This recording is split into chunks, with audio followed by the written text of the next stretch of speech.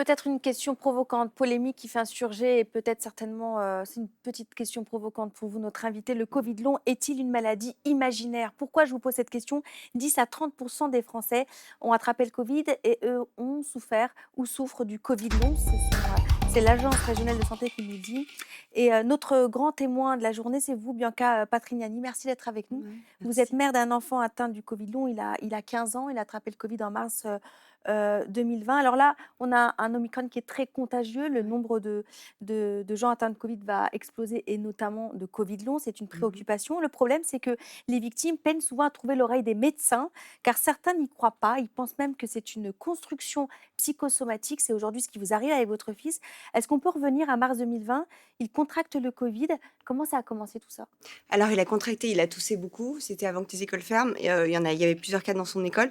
Il a toussé beaucoup, donc c'était scolaire, hein, comme en ce moment d'ailleurs Mmh. et il toussait beaucoup. Après il s'est écroulé, il a vomi, il avait tout de la fièvre, il avait, et cetera.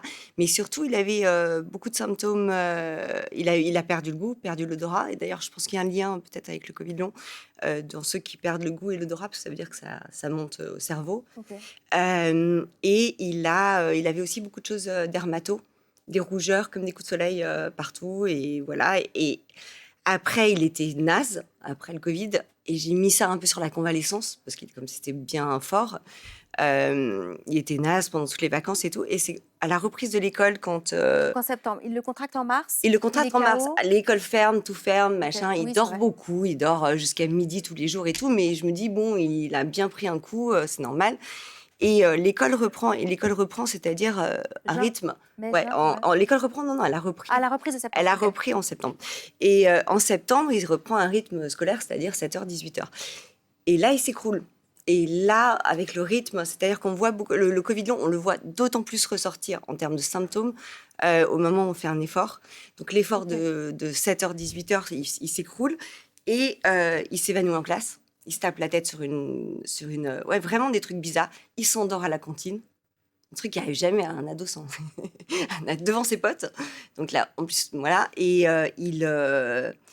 il a des maux de tête constants, il a des maux de ventre, il vomit, il machin quoi, hein, Donc c'est à ce plein de moment-là symptômes. que vous À allez ce prendre les choses en moment-là, main je et me alerter le dis milieu voilà, médical?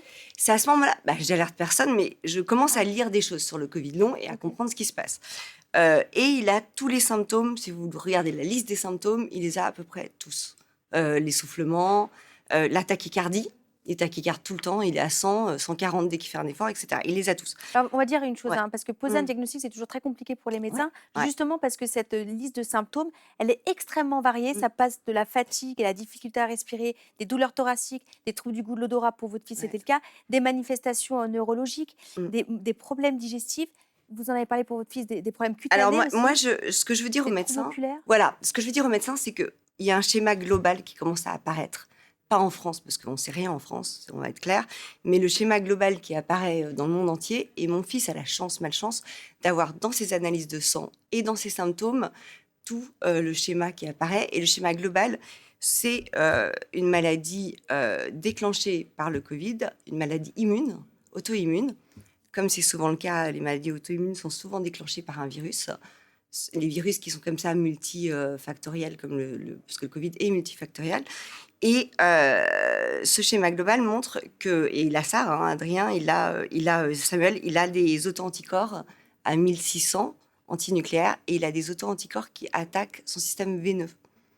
Et donc, tout est logique. Quand on attaque le système veineux, on va avoir mal à la tête, on va avoir mal on va avoir les pieds bleus, il a les pieds bleus, il va avoir donc son système veineux, ça attaque, les plaquettes, un peu ce qui s'est passé après, certains vaccins et donc il risque des microcaillots de plaquettes qui se verraient même pas, à l'IRM, mais des microcaillots de plaquettes avec un sang qui est moins fluide, qui amène moins l'oxygène aux organes. Donc tout ce schéma global, il existe et Adrien, Samuel a dans son j'ai Adrien parce que le plus petit, il a eu un petit truc, il a dans ses analyses absolument tout.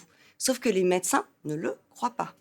C'est ça dont Voilà, je veux ils ne le arriver. croient pas. Et on va dépendre de la croyance en médecine, alors que c'est reconnu par Il aurait dû l'OMS. rentrer à l'hôpital mercredi. Alors, Et vous c'était l'avez pas horrible. fait parce qu'en fait, on voulait le mettre en cellule psychiatrique. Je C'était voudrais juste horrible. dire une chose. Ouais. Il y a une étude qui est sortie au début du mois de novembre. JAMA, ouais. Et voilà, JAMA, Mhm. où en fait, on explique que sur la moitié des 26 000 cas qui ont été étudiés, plus de la moitié n'avaient pas eu le Covid et que donc, d'après cette étude-là, le Covid pourrait être presque une maladie imaginaire créée psychologique. Là-dessus, fin novembre, il y a un nouveau collectif de médecins qui vont publier dans Le Monde en disant mais attendez, c'est pas parce qu'on n'a pas de signe à l'intérieur de sérologie Covid qu'on ne l'a pas eu. Donc, et là, il y a une vraie polémique, une vraie division au sein du corps médical.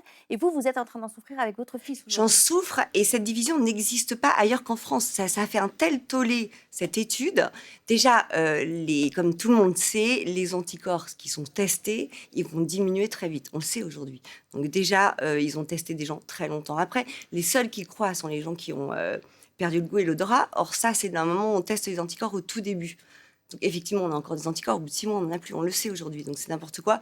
Tout est biaisé dans l'étude. Ça a été un tollé international. Ça a été retiré de toutes les méta-analyses mondiales. Ça a été retiré de à peu près toutes les publications sérieuses, genre Nature. On vous dit encore. Mais les médecins, moi ce que je demande aux médecins, s'ils me regardent en France, c'est de rechercher. C'est une curiosité. C'est la base de la science, c'est d'être curieux, de faire des recherches. Les recherches, elles existent dans le monde entier.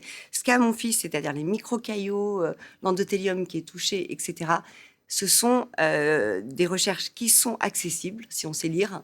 Et il faut que la haute autorité, elle oblige les médecins. Alors, en plus, le cut enfant-adulte, il est complètement ridicule. Samuel est pris dans une étude internationale depuis 1 an, qui est basée au Rockefeller. Il se fiche que ça soit un enfant ou un adulte. Comme dans la plupart des maladies, on ne vous dit pas il a une grippe pédiatrique, il a une grippe... voilà, donc ça c'est ridicule déjà, on va arrêter. Il n'y a pas enfant-adulte, ils ont tous les mêmes symptômes de Covid long, les mêmes problèmes. Je voudrais que les médecins suivent les recherches, que l'autre autorité donne des référents et envoie les recherches à tous les médecins et les traitements et qu'on essaye des traitements et qu'il y ait des choses concrètes. Aujourd'hui, vous n'êtes pas aidé, vous n'êtes pas pris en Non. charge. Et s'il y a des choses concrètes, on va sortir du petit flou là qui permet aux médecins de jouer les apprentis sorciers et on va rentrer dans un truc réel. Voilà.